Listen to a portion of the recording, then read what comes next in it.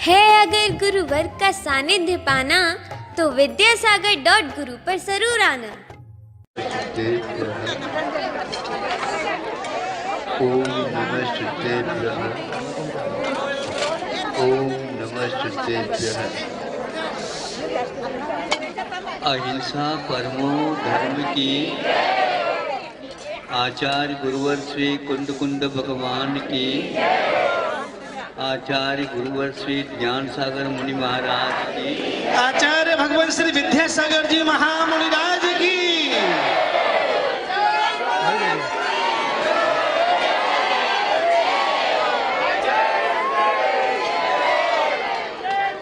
अब सुनो,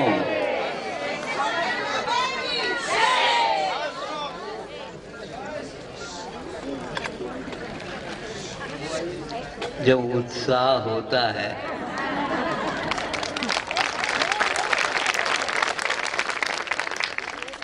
समुद्र में ज्वार भाटे निकलते,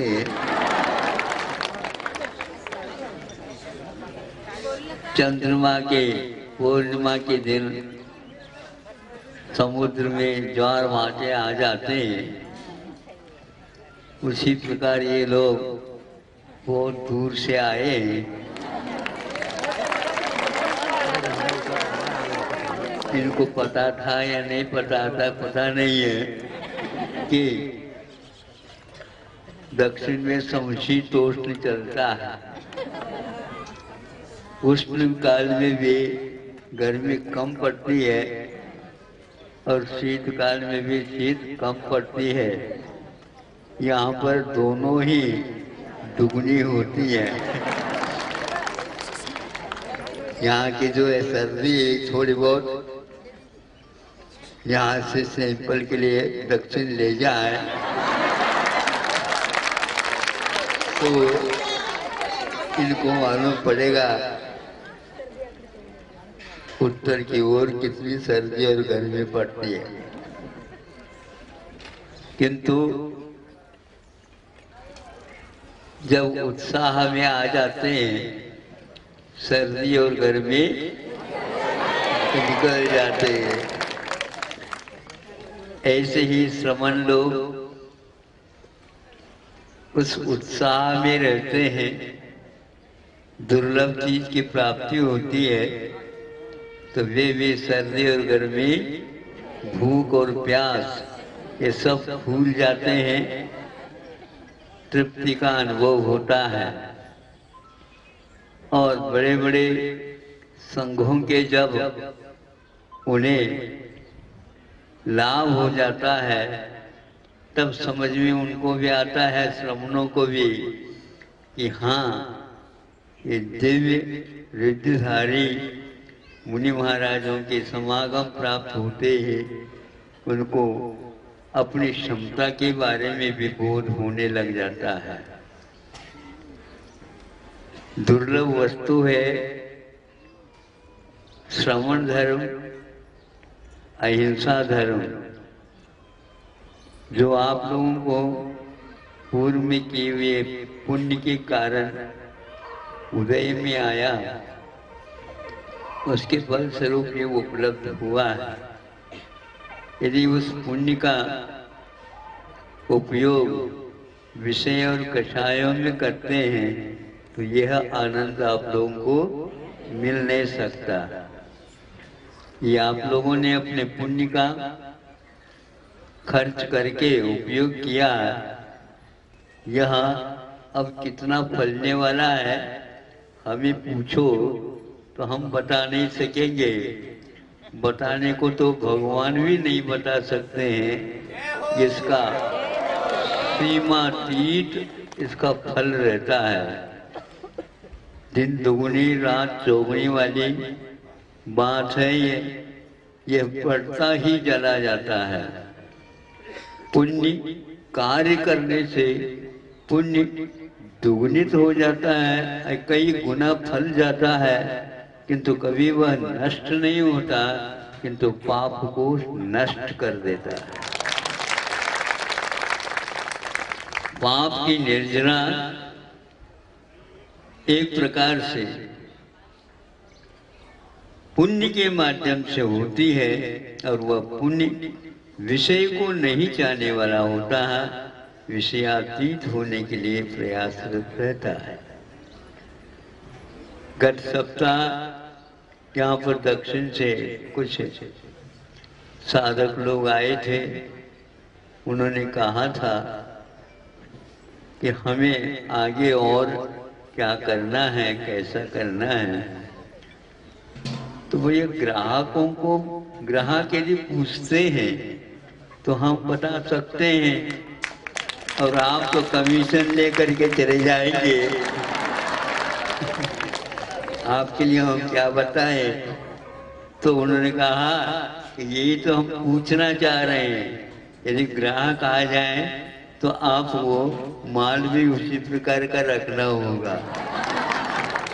ये हमारे पास तो भगवान के द्वारा, गुरुओं के द्वारा दिया हुआ है, उसमें कभी कमी आ नहीं सकती, तो आप कभी भी आ सकते हैं। तो बहुत जल्दी इन्होंने सोचा, ब्रह्मचारी भी समझ नहीं पाए और संख्या बहुत हो गई। ये सर्दी का समय है, कहाँ पर इन लोगों को बिठाओगे। ये आश्रम बना है ज्ञान सागर महाराज जी के नाम से। उसके आंगन में आज वृत्तियों से यह आंगन पूरा भर गया है।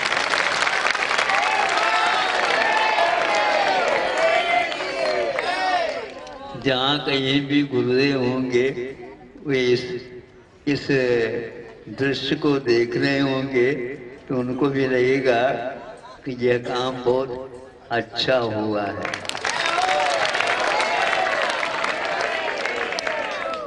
बहुत वृद्धावस्था में भी उन्होंने अथक परिश्रम करके हमें जो कुछ भी दिया, हमारी साधना को बढ़ाए, हमारे लिए भविष्य संबंधी रास्ते सारे बताया अल्प समय में। उसी का यह परिणाम है कि भारतवर्ष के प्रत्येक राज्य प्रांत में त्यागियों की और तपस्वियों की एक प्रकार से संचार होता जा रहा है। आगे भी इसकी संख्या बढ़ने की उम्मीद है।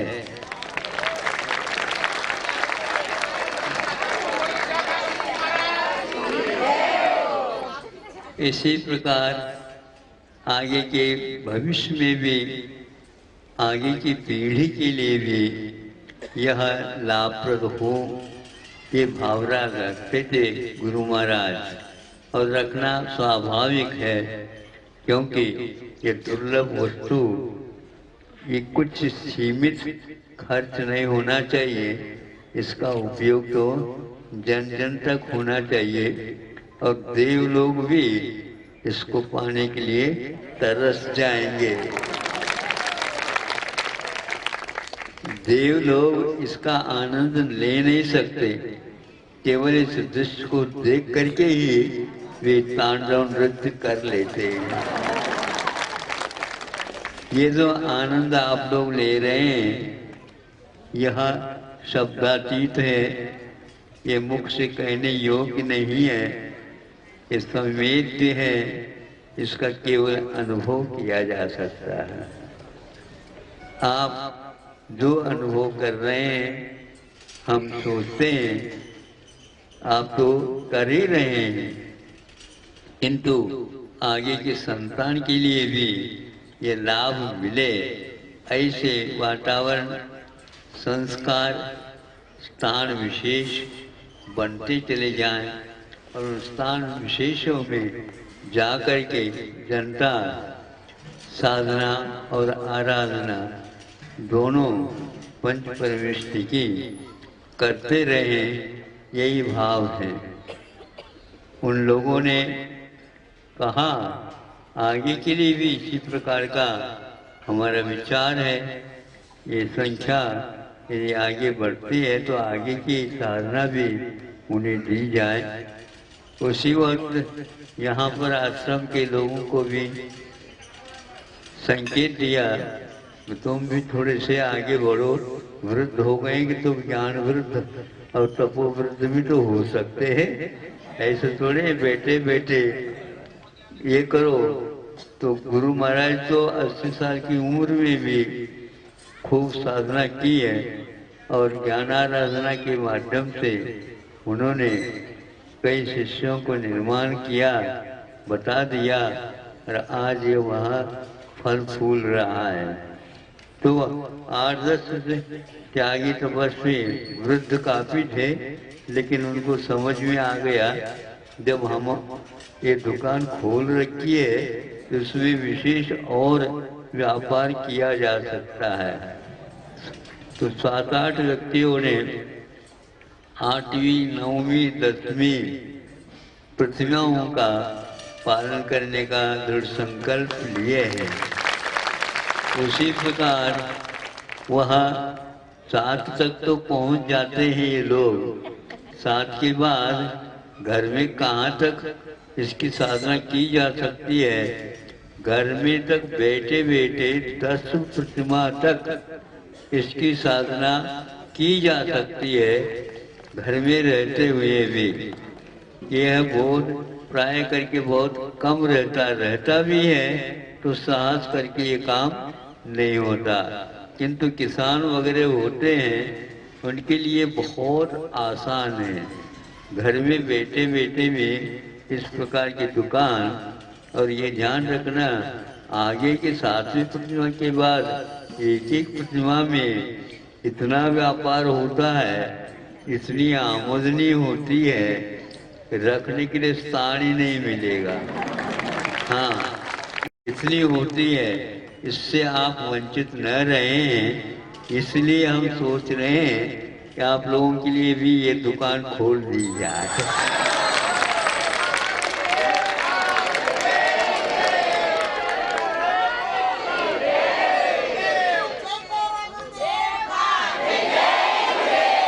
अभी तो संक्षेप से उसकी थोड़ी सी भूमिका बना करके यहाँ आपके जो कार्यकर्ता हैं और संयोजना करते रहते हैं, तो थोड़े से मौसम परिवर्तित होने के उपरांत उसका बृहद रूप भी रखा जा सकता है।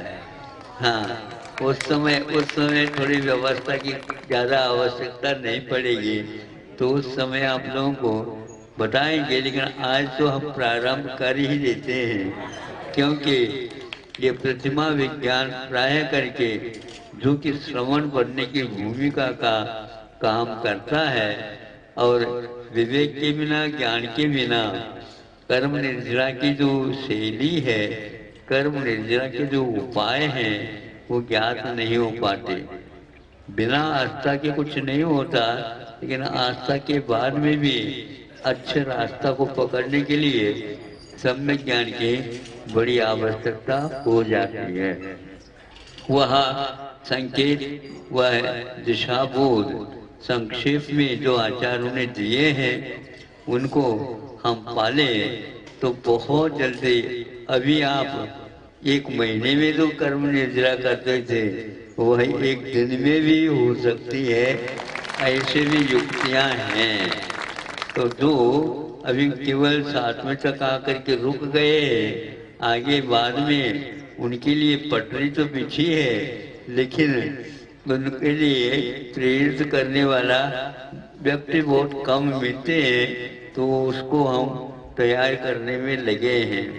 और आप उसका उपयोग अवश्य लीजिए ताकि यह सुगम मार्ग और लंबा चौड़ा होता चला जाए। सर्वप्रथम हम यहाँ आज भूमिका के रूप में ये बताना चाहेंगे कि गृहस्थ आश्रम में भी कर्म निर्जरा किस ढंग से की जाती है। यहाँ सब लोगों को संक्षेप से तो ज्ञात है, लेकिन विस्तार के साथ उसमें जो जैसे कोई एक विषय है, उस विषय के भी कई अंग उपांग हुआ करते हैं और उनको विद्यार्थियों के सामने रखने से सुविधा हो जाती है। उसी प्रकार यह है, क्षत्रिय तो आज नहीं के बराबर है, वैश्य हैं लेकिन वैसे भी इतने व्यस्त हो गए हैं कि हमारा चारित्र का काम इतना ही है, और घर वालों को वो बता देते हैं तुम करते जाओ, हमारा आप लोगों के लिए प्रोत्साहन है, लेकिन हम भाग नहीं ले सकते। ध्यान रखना, तो सारा तो चाबी इन्हीं लोगों को देना पड़ेगा। आप दुकान में काम करते जाओ, ऐसा होता है। वहाँ पर बैठे बैठे भी आप बहुत कुछ कर सकते हैं। ये बौद्धिक मात्र व्यायाम है।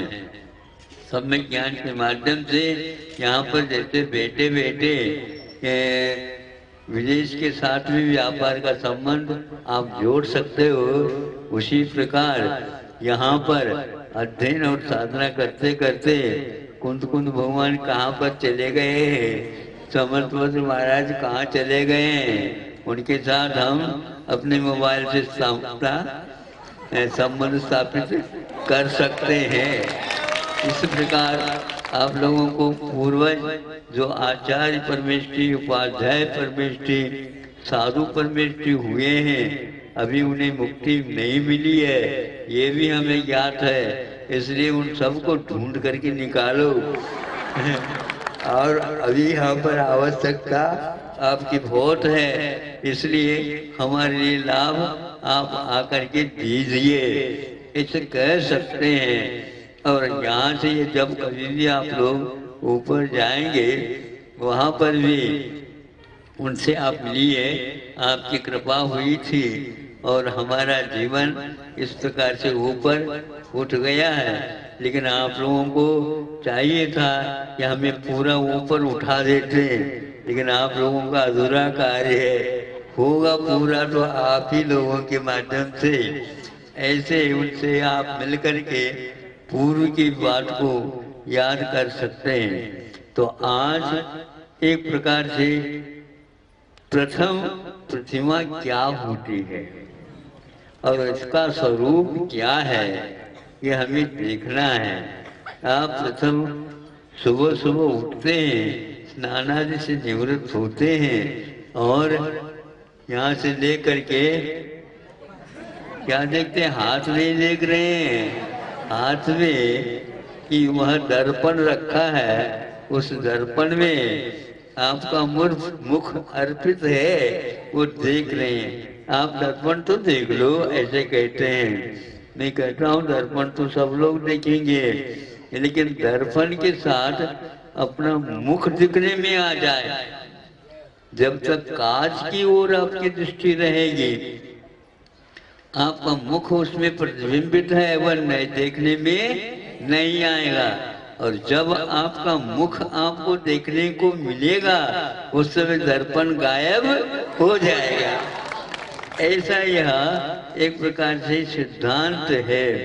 तो प्रथम प्रतिमा में दर्पण की उपमा जैसी दी गई है, उसमें उन्होंने कहा यह भी एक प्रकार से चारित्र का पक्ष कैसा ले रहा है। चारित्र के साथ सम्यक दर्शन होना अनिवार्य है। चारित्र के साथ सम्यक दर्शन होना अनिवार्य है, तभी वह चारित्र कहलाता है। और वो सम्यक दर्शन में कमियां रहती हैं, उनको दूर करना भी हमें आना चाहिए। यदि उसको दूर नहीं करेंगे तो वह किसी भी प्रकार से फल पूर्णा दे नहीं सकेगा। दर्पण में एक प्रकार से कुछ भी नहीं होता, केवल देखना होता है। लेकिन देखना होता है, उस दर्पण को देखते ही मान लो कहीं कालीमा लगी है तो अब उस ओर हाथ अपने आप ही जाता है, क्योंकि हाथ को कोई आंखें तो है ही नहीं हाथ में, फिर भी वह इन आंखों के द्वारा भी दिखा तो है, लेकिन वह दर्पण में दिखा है। तो दर्पण को थोड़े पहुंचना है, किंतु हमें ललाट पर जो लगा है उसको पहुंचना है। तो यह चारित्र जहाँ कहीं भी आ जाता है, वहाँ पर बोध और सम्यक दर्शन निश्चित रूप से होते हैं। ये प्रतिमा विज्ञान की पृष्ठभूमि में स्वामी समर्थवज्र ने कहा है। ऐसी स्थिति में संसार शरीर और भोग, इन तीनों से अनासक्ति भाव, कोई भी उसका आकर्षण नहीं रहता है, उस समय यह प्रतिमा विज्ञान का प्रारंभिकरण होता है। संसार से, शरीर से और भोगों से निवृत्ति होने का कारण और उसमें कमी आने के कारण उसको अवश्य ही रास्ता बहुत स्पष्ट देखने में उपलब्ध होता है। तो उन्होंने चारित्र पक्ष को उठने से पूर्व में एक चारित्र का दूसरा अंग है, उसको इन्होंने एक प्रकार से चारित्र ही कहा। आप लोग समझेंगे चारित्र तो चारित्र है महाराज, उसके लिए चारित्र मोहनी कर्म का ही एक प्रकार से उपशम आदि करना होता है, किंतु दर्शन के लिए तो ऐसा तो नहीं होता। नहीं, आचार्यों ने कहा चारित्र की भूमिका के लिए भी दर्शन के साथ चारित्र की कुछ प्रकृतियों को हमें हिलाना होता है। कांटा निकाला जाता है ना, तो ऐसे निकालने करके वह नहीं निकलता, सुई के द्वारा उसको आजू बाजू में करता है ना। हाँ, उससे क्या होता है, वह जगह ढीला होता है। यदि नहीं होता है तो उसमें थोड़ी सी घासलेट तेल एक बूंद छोड़ दो तो अपने आप ही हिलने आ जाता है, और थोड़ा थोड़ा दबाना और यूं यूं हिलाओ तो अपने आप धीरे धीरे ऊपर की ओर आ जाता है। तो सम्यक दर्शन की भूमिका जब बनती है तो चारित्र मोहनी की ढीलापन अपने आप आपको ढीला करना है क्या नहीं करना है। तो गांठ पड़ी है, उस गांठ को थोड़े से पानी से गीली बना लूं और धीरे धीरे अपनी नाखूनों के उंगलियों के माध्यम से तो खोलना प्रारंभ कर दो, तो वह यह काम करता है। तो उसमें कौन से चारित्र मोहनी की भी चली जाती है, इसका भी वर्णन इसमें आया है। वह है सम्यक्त्वाचरण चारित्र। आप लोगों को सम्यक्त्वाचरण चारित्र के बारे में भूमिका मालूम नहीं होगी। सम्यक दर्शन के साथ आचरण परक जो कोई भी कार्य होता है वह सम्यक्त्वाचरण चारित्र कहलाता। उसमें कोई भी प्रतिमा आदि नहीं आते, लेकिन नहीं आते हुए भी सम्यक दर्शन होता है, चारित्र की ओर जाना होता है।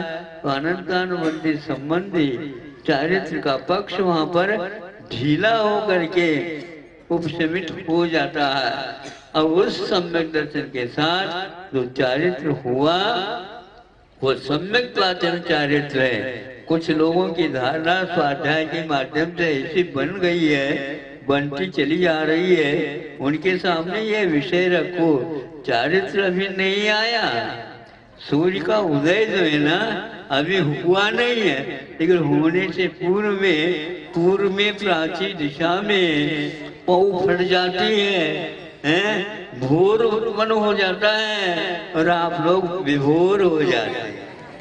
हाँ, तो वह भोर जो है एक प्रकार से लालिमा है, सिंदूरी रंग का एक छिड़काव है। उसी प्रकार चारित्र को लाने के पूर्व में दूसरी प्रतिमा में व्रत आ जाते हैं, किंतु पहली प्रतिमा में क्या होता है, उसकी जो भूमिका बन जाती है और उसके साथ अनंत अनुबंधी के बारे में जो अनंत जल था उसको चुल्लू भर रखा जाता है। इतना बड़ा काम चारित्र पूर्व में होना चाहिए, तभी वह सम्यक्त्वाचरण चारित्र कहलाता है। वो लोग इसको सम्यक्त्वाचरण चारित्र को चारित्र के नाम से घोषणा कर रहे हैं। ये उनकी स्वरूपाचरण चारित्र, पहले सम्यक को स्वरूप क्या है समझ लो और सम्यक्त्वाचरण चारित्र क्या है ये समझ लो, तब आगे की बात अपने आप ही भूख लगेगी और आप आगे बढ़ेंगे। अभी तक बढ़ नहीं रहे, इसका अर्थ सम्यक्त्वाचरण चारित्र उनके पास है ही नहीं। सम्यक हो तो सम्यक वाचन चारित्र न हो ऐसा संभव हो नहीं सकता। तो वह 8 अंग के रूप में प्रशम, सम्यक, अनुकंपा, आस्तिक आदि गुणों के रूप में मोक्ष मार्ग के प्रति प्रमोद भाव, मोक्ष मार्ग के प्रति आदर भाव, विनय भाव, वात्सल्य आदि आदि सहज रूप से जैसे जैसे कलिका खुलती चली जाती है, खिलती चली जाती है, सुगंधी अपने आप बोलो। यदि आपके पास नाक हो तो आएगी, यदि नाक नहीं है तो वह सुगंध सूंघने में नहीं आएगी। उनको सम्यक दर्शन चारित्र की सुगंध ही नहीं आ रही है तो सम्यक दर्शन कहाँ है वहां पर। इसलिए उनको सोचना चाहिए। कुंद भगवान ने घर में अभिरुच दशा में चारित्र नहीं बताते हुए भी वह प्रथम ग्रंथ है अष्टबाहुन इत्यादि ग्रंथ में सम्यक वाचन चारित्र का प्ररूपण किया। कुछ लोग तो केवल कुंद साहित्य में ही रहते हैं, रहने तो बहुत अच्छा है, लेकिन वहां पर सम्यक वाचन चारित्र की सुगंधी भी तो आनी चाहिए। और वहाँ एक प्रकार से जो व्यक्ति 8 अंगों का पालन नहीं करता, इन 5 गुणों की आराधना नहीं करता, इन 5 गुणों की आराधना में अनुकंपा रूप जो गुण है, जीवों के प्रति दया भाव का होना सम्यक दृष्टि का स्वाभाविक है। जैसे गो बच्चे सम गाय बछड़े के लिए वात्सल्य दिखाते है, जीवा के माध्यम से वहाँ अपने जीव फेर करके उस बछड़े को पुष्ट बना देते हैं। उसी प्रकार यह सम्यक दर्शन को पुष्ट बनाने के लिए इसके 8 अंग दिए गए हैं। अनुकंपा गुण हुई यदि नहीं है, अरे ये तो चारित्र है, सम्यक वाचन चारित्र में ये तो सुगंधी होती है। इसलिए केवल स्वाध्याय करने मात्र से सम्यक वाचन चारित्र नहीं होता। उन अंगों में कहीं भी लिखा नहीं कि स्वाध्याय करो, किंतु ये 8 अंग और ये 5 सामान्य अंग और मोक्ष मार्ग की प्रभावना के लिए विशेष रूप से जो कमजोर पक्ष है उसको बलवान बनाने के लिए, उसको भी आगे बढ़ाने के लिए उसके प्रति साम्य भाव वात्सल्य भाव रख करके उसके योग सहयोग अपने आप ही करना प्रारंभ हो जाता है। अनेक प्रकार के वर्णनों में यह वर्णन कुंदकंद का बहुत ही अच्छा वर्णन है, भूमिका का काम करता है। इसलिए घर में चारित्र नहीं भी होता है और चारित्र होता भी है तो सम्यक वाचन चारित्र होता है, और नहीं होता है तो देश संयम और सकल संयम नहीं होते हैं। जो व्यक्ति देश संयम का ही अंश मानता है उनकी वह बहुत बड़ी भूल है। वह इस माध्यम से किसी प्रकार से साधना कर ही नहीं सकेगा और यह साधना निर्जरा के लिए कारण नहीं बनेगी। और वह श्रद्धान भी यथार्थ श्रद्धान नहीं माना जाता, क्योंकि घर में चारित्र नहीं होता, किंतु होता है तो देश संयम होता है, किंतु चतुर्गुण स्थान में नहीं होता है तो फिर क्या होता है, तो सम्यक वाचन चारित्र होता है। इसलिए हमारा कहना है केवल सम्यक दर्शन की आराधना नहीं, सक्रिय सम्यक दर्शन की आराधना करना चाहिए। इसलिए ब्रह्मचारी लोग बैठे थे, वो ऊपर आगे भी नहीं बढ़ रहे थे, पीछे तो सकने का बात ही नहीं थी, तो वो हिल ही नहीं रहे थे। बच्चे यदि जन्म लेता है तो हिलता है तो माता पिताओं को अच्छा लगता है, हाथ में मार ले तो बहुत अच्छा है, लेकिन वह कुछ भी नहीं करता तो क्या होगा? हाँ, ये तो हमारे घर में तो कोई बच्चा नहीं था, हो गया, हम तो सोच रहे थे बहुत अच्छा हो जाएगा, उसका नाम ऐसा लगे, उसका नाम, वो हाथ पैर नहीं हिला रहा। हमारे घर में तो आया तो सही, लेकिन विकलांग कैसे आ गया? महाराज हमारे घर में है, अभी तक तो उनके कोई हिलन डुलन हो नहीं रहा है। आशीर्वाद दे दो ताकि वह उठने लग जाए, बैठने लग जाए, भागने लग जाए। नहीं समझे? क्या तो आपको भगाने लग जाए।